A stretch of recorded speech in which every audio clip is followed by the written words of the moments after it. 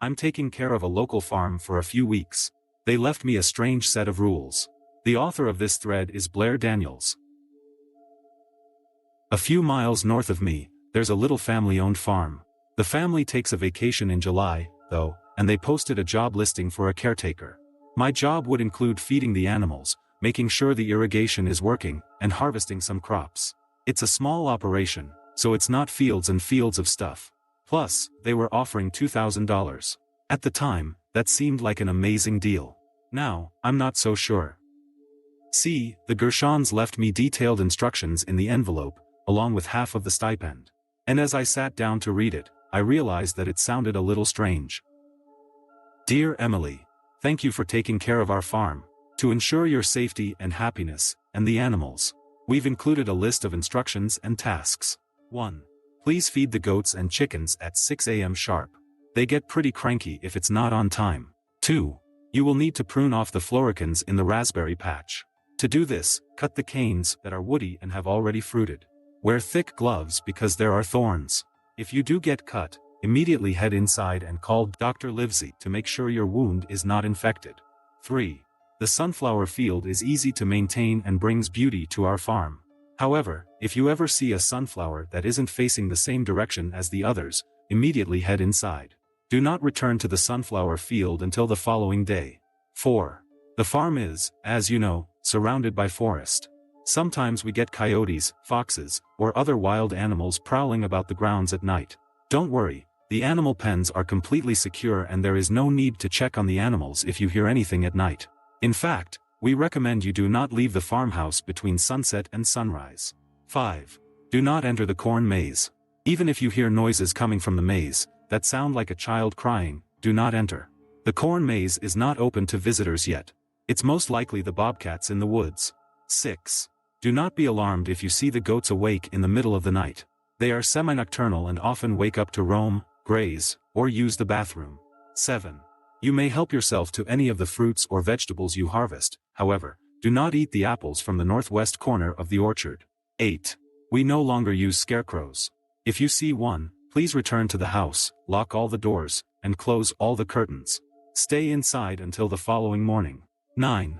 Make sure to always stock the farmstand twice a day in the morning, and again in the afternoon. At night, take all unsold produce inside and store it in the refrigerator. 10. We do not own any pigs. Thank you so very much, Emily. The Gershons. I glanced out the window. The sun was hanging low over the trees, orange rays filtering through the forest. Damn it, if I'm not supposed to be out after dark because of the wolves or whatever, I better get cracking. I walked over to the goats first. They huddled close to me as I filled their food bins, staring at me with their weird slit pupils. I tried to get it done as quickly as possible. Goats, honestly, freaked me out a little bit. As I hurried away, one with black and white fur pushed its little face through the fence. The chickens were more skeptical of me, staring at me. As soon as they realized I had food, though, they came over and pecked the ground. They were pretty cute, actually. I locked the gate and turned back towards the house. I froze. Across the field from me stood the field of sunflowers. Bright golden petals and dark centers, swaying slightly in the wind. But while all of them tilted away from me, facing the dying sun, one of them, near the edge of the field, was instead facing me. I stared at its pitch-black center. Didn't the note say something about that? Go inside, if one of the sunflowers is pointing a different way. I locked up the chicken gate. Then I strode across the grass towards the old farmhouse, still carrying the bag of chicken feed. I was halfway to the house when I turned around again. I wish I hadn't. The sunflower was still facing me. Even though, based on my path, it shouldn't have been. I picked up my pace towards the house. Oh, come on, what do you think's gonna happen? That sunflower is gonna chase after you and murder you? My brain knew it was stupid, but there was something instinctual, a gut feeling, that forced my legs to pump harder. I didn't even bother dropping the feed off at the shed. I raced into the house and locked all the doors. Safe. I took a final glance out at the sunflower. Then I went into the tiny kitchen and started some water boiling for pasta. By the time I was sitting down to eat, I was shaking my head. So stupid. Afraid of a sunflower. Something woke me up in the middle of the night. I sat up, my neck aching from the crappy pillow they'd left for me. I looked around my tiny bedroom, but nothing seemed amiss. Well, of course there were things amiss, like the peeling paint and the light bulb that flickered and the clogged toilet. But nothing different. I yawned and checked my phone. 3:12 a.m. Sighing, I settled back into sleep. But before I drifted off, I heard it. A small, high-pitched noise. Coming from outside. I slowly forced myself out of bed and walked over to the window.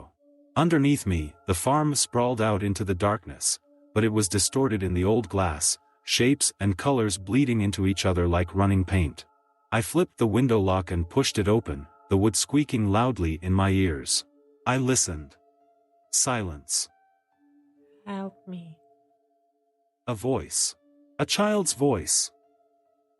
Coming from the direction of the cornfield. That's no fucking bobcat. My blood ran cold. I stared out into the darkness, at the cornfield on the edge of the woods, hoping that it was just some lingering dream or something. But as I stood there, the cool summer breeze wafting into the room, I heard it again. Please help me. The voice wavered, as if the child was crying. I squinted into the darkness, staring at the cornfield. I have to go out there. I remembered the Gershon's rule, but there was no way this was an animal. Hey, I'm coming, don't worry. I shouted out the window. Silence. And then a rustling sound. I squinted at the cornfield, and I could see the stalks moving, as something moved within them. Stay where you are. I shouted into the darkness. I'm coming to get you. The corn stalks continued to move, and every muscle in my body froze. The amount of corn moving, there was no way it was just a small child in there. The corn was swaying, dancing, roiling in an area maybe 10 feet across. And it was making its way towards the edge of the field. Rapidly. I shut the window. Then I closed the blinds, my heart hammering in my chest. I raced downstairs and checked the locks. And then, finally, when I was sure I was safe, I called the police. But they wouldn't even come out. There are no missing children in the area, and what you saw was most likely a bear. They explained calmly. I think they must know all about the Gershon's farm. So now I lie here, in my bed, listening the snaps and rustles of the cornstalks. There is a chair wedged under my doorknob. I've triple-checked all the locks. And all I can do is wait for dawn.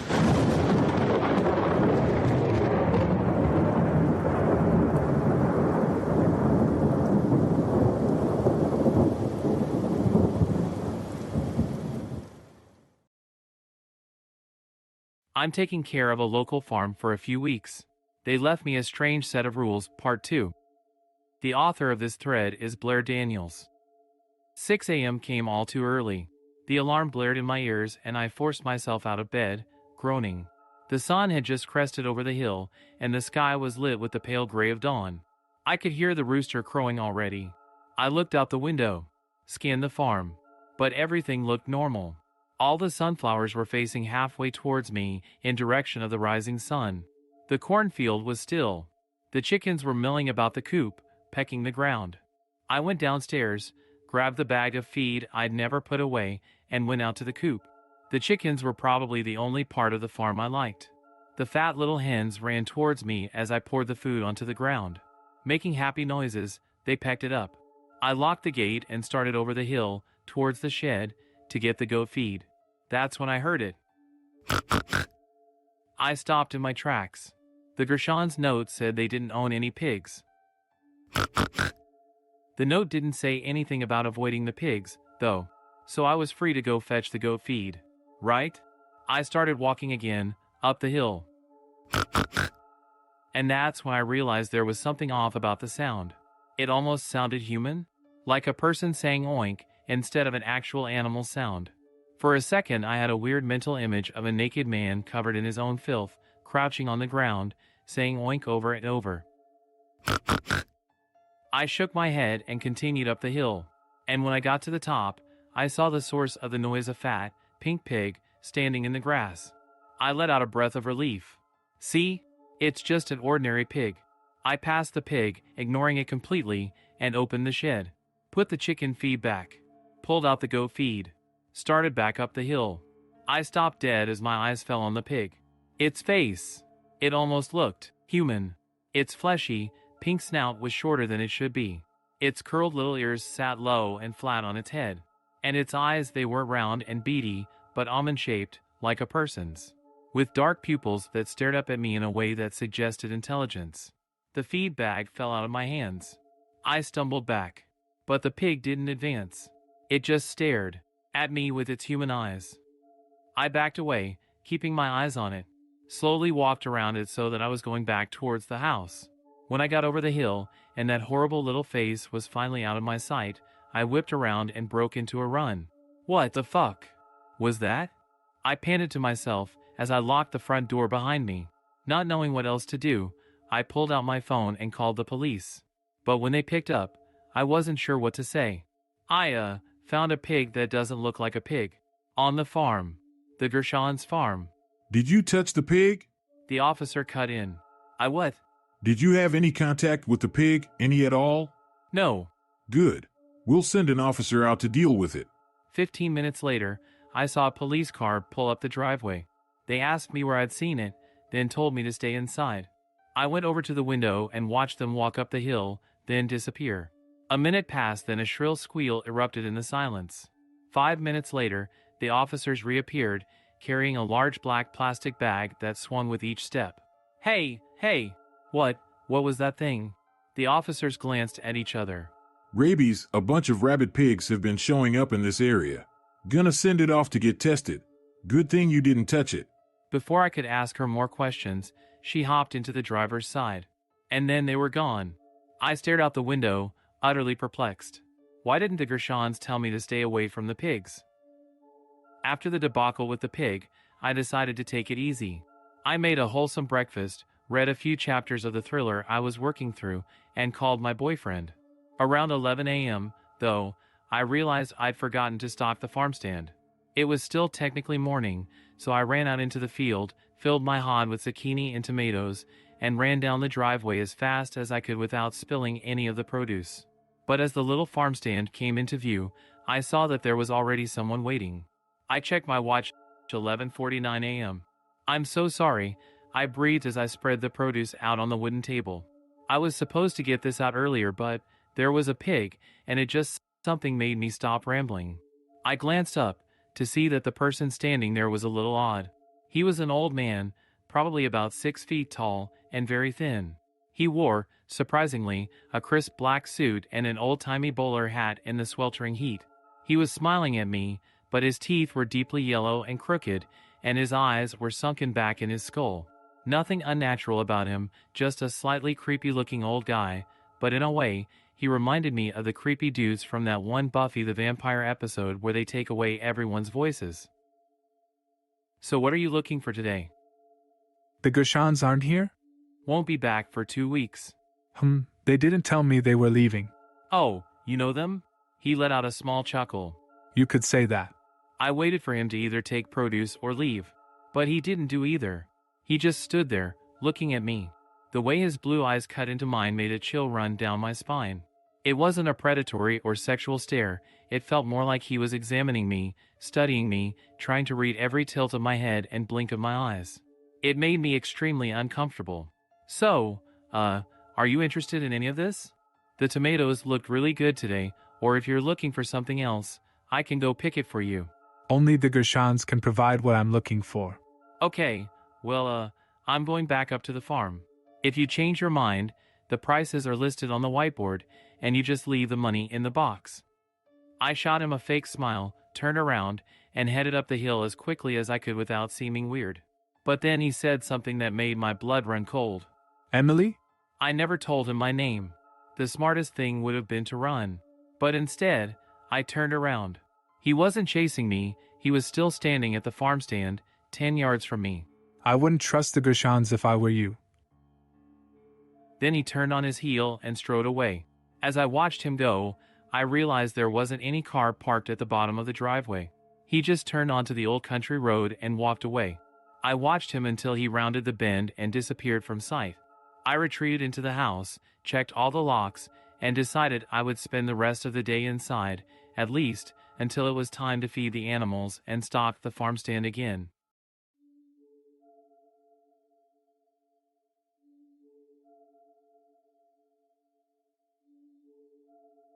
I'm taking care of a local farm for a few weeks. They left me a strange set of rules. Part 3. The author of this thread is Blairdaniels. When I fed the goats that evening, they still seemed mad at me from the morning. With all the pig business, I hadn't gotten their morning meal to them until nearly 10 a.m., and as I entered the pen they eyed me warily. A brown one bleated, with a look of betrayal in its slit pupil eyes. My last task of the day was picking up the unsold produce.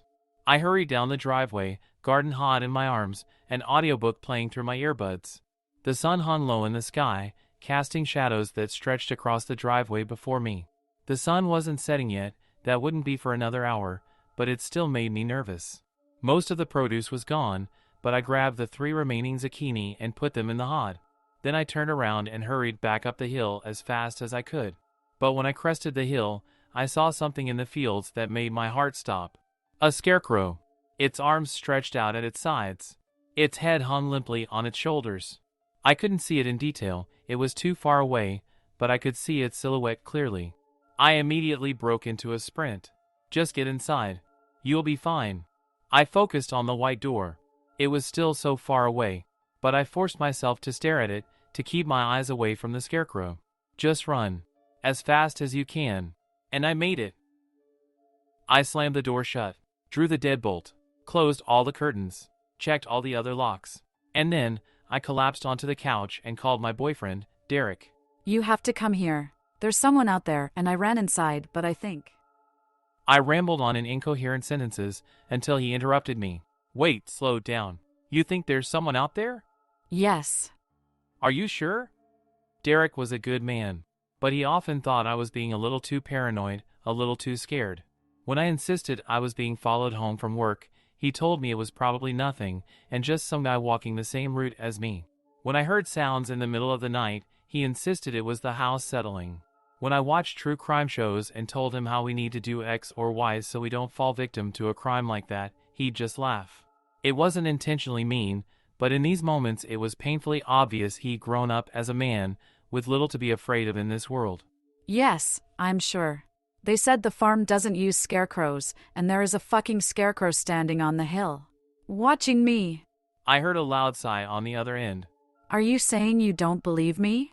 I didn't say anything. You sighed. Okay. Sorry. It's just this sounds really... Never mind. Please, just come over here. I'll explain everything. Why don't you come over here? Because if I go outside, the scarecrow will get me.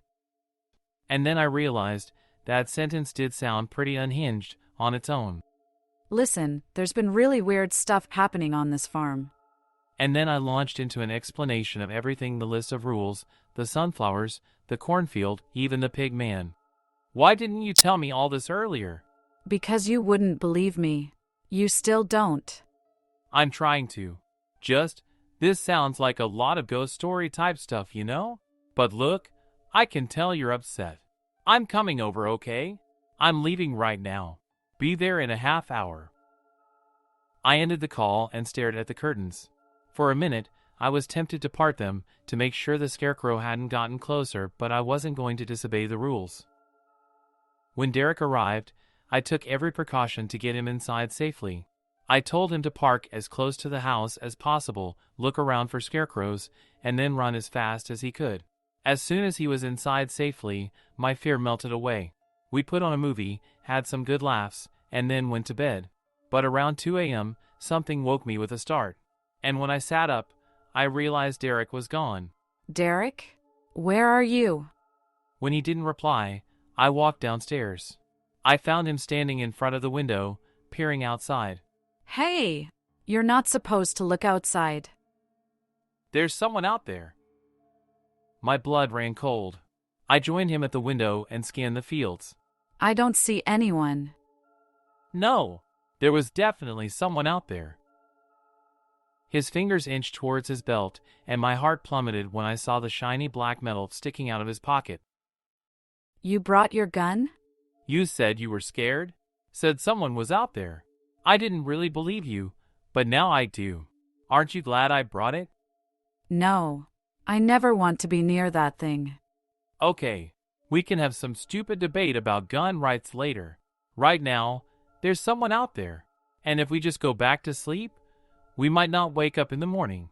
Derek. I'm just telling it like it is. I crossed my arms and stared out into the fields with him. And then, just as I was about to turn away, I saw it. A shadowy figure, walking along the edge of the sunflower field. Derek didn't waste any time. He unbolted the door and swung it open. "Hey! Get off our property. I've got a gun." The figure stopped, paused, and then sidestepped into the sunflowers.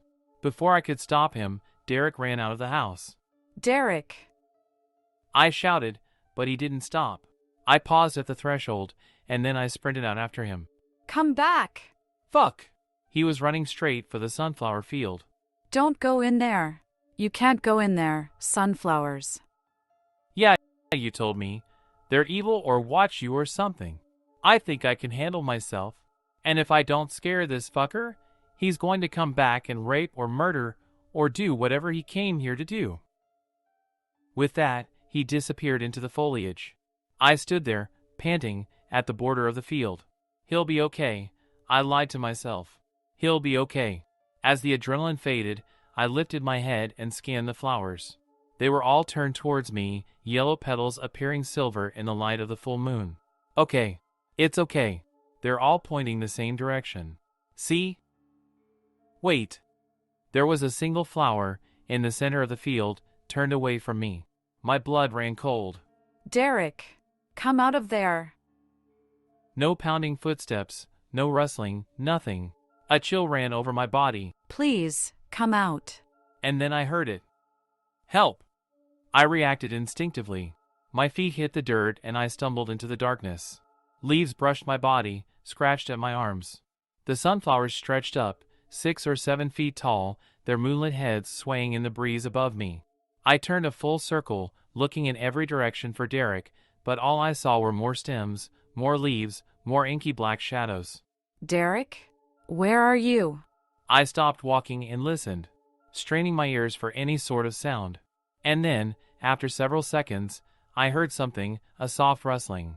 There was just one problem. It was coming from right above my head. I looked up.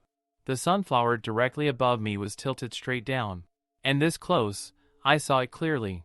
Its head wasn't full of seeds, no, where the seeds should have been, there was just an abyss of pure black. And there were things between the petals and the abyss, white, sharp things, all pointed towards the center. Teeth. I broke into a sprint. With both arms, I pushed the sunflowers out of the way, forcing myself through the field. I screamed, but all I heard was more rustling above my head. As all the sunflowers tilted towards me, as their mouths opened and rows of sharp fangs, gleaming in the moonlight, descended towards me. Then something grabbed my arm. I was dragged through the fields, the foliage snapping and rustling underneath me. I screamed, but as my legs kicked against the dirt, I realized I was powerless as I was dragged to my death. I was staring up at the stars. I shot up. The thing clasped around my arm wasn't a sunflower, it was a hand. An old, wrinkled hand. I looked up to see a bowler hat and a dark suit. The old man from the farm stand. And there, several feet away from me in the dirt, was Derek. He was breathing hard, but his right arm was covered in dark blood that spilled out into the soil. I think it's time we had a talk.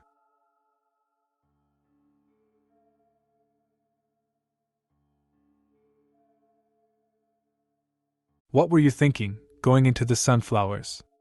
The old man asked, as he wound gauze around Derek's arm. What were you thinking? I saw you go into the field too. I went behind the field, to hide from the crazy man with a gun. You were lurking around out there at 2 a.m. What was I supposed to think? And you should have known that if he couldn't kill whatever was attacking him with a gun, going in after him was an idiot move. I wanted to save him. Oh, so you were armed too? No. He shook his head. I caught the phrase stupid kids muttered under his breath. Then he took off his hat, set it in the middle of the table, and glanced at each of us. I'm going to tell you what's going on here. And then I hope you can help me. Derek and I exchanged a glance.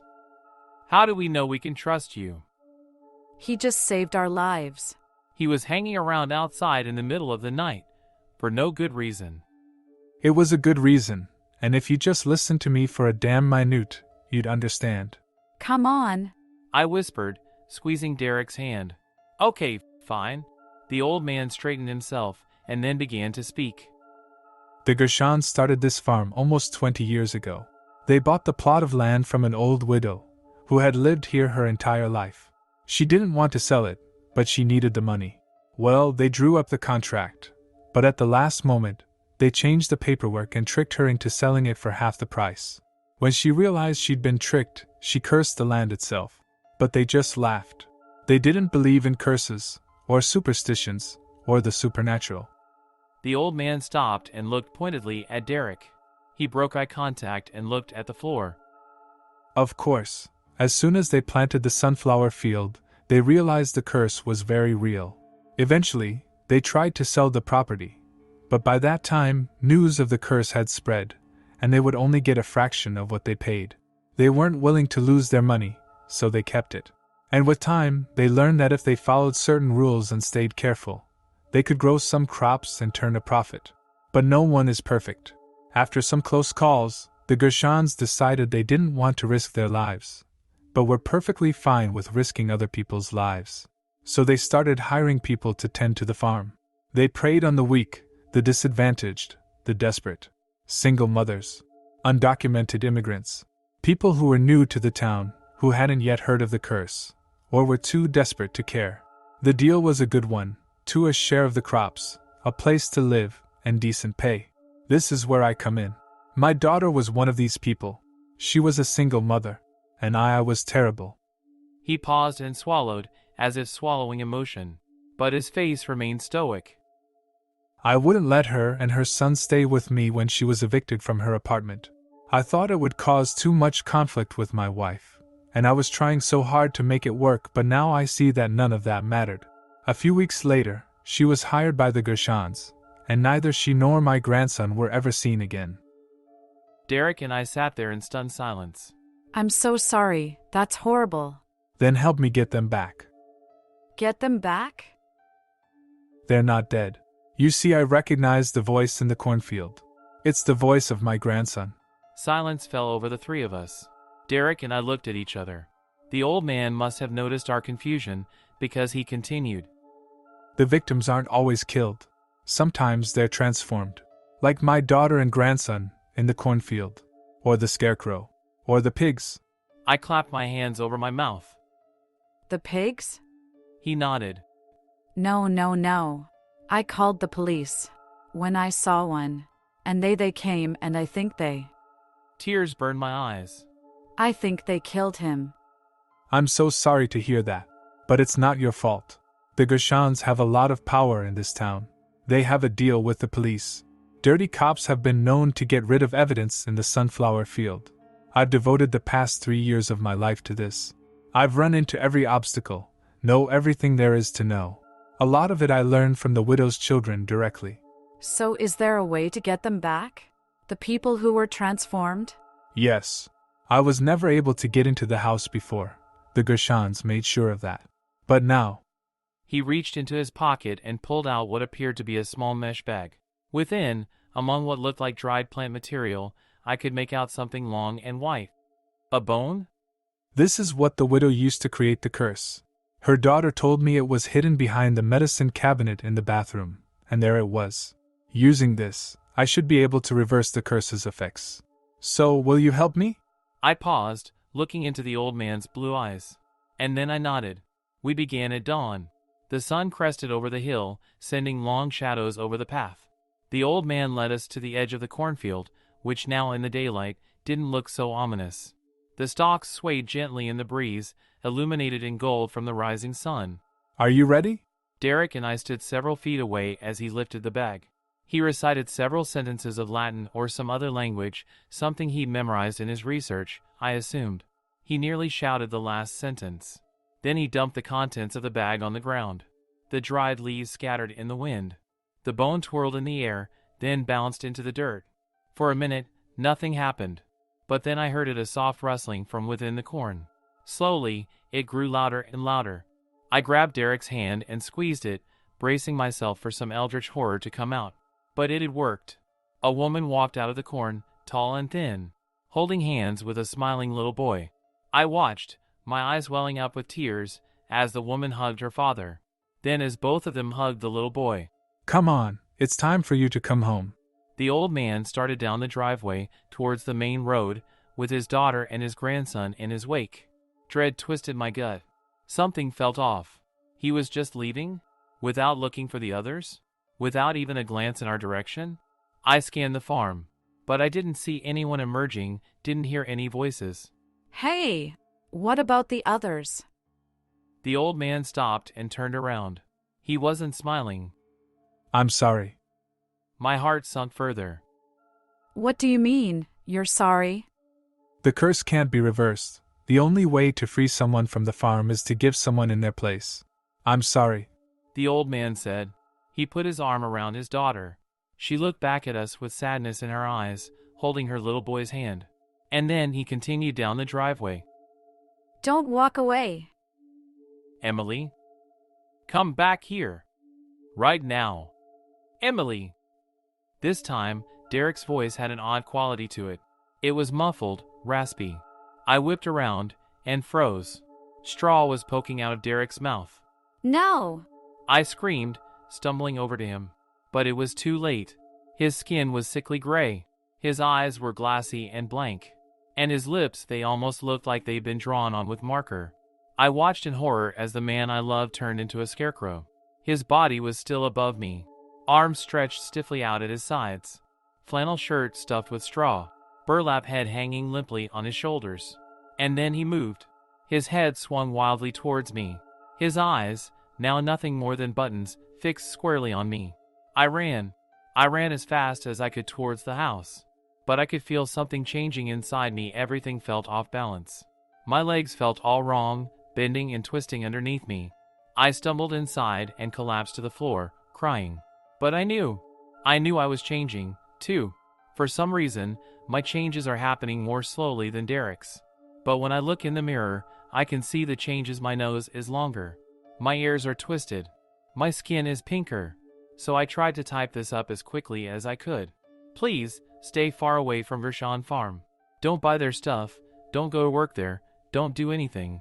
Run as fast as you can and never look back. I would say more, but it's getting harder to type. The space between my fingers is melting away. My hands are growing stiff. In just an hour or so, they will be hooves, and I will have no way of communicating with the outside world. So please, whatever you do, don't come to Gershon Farm.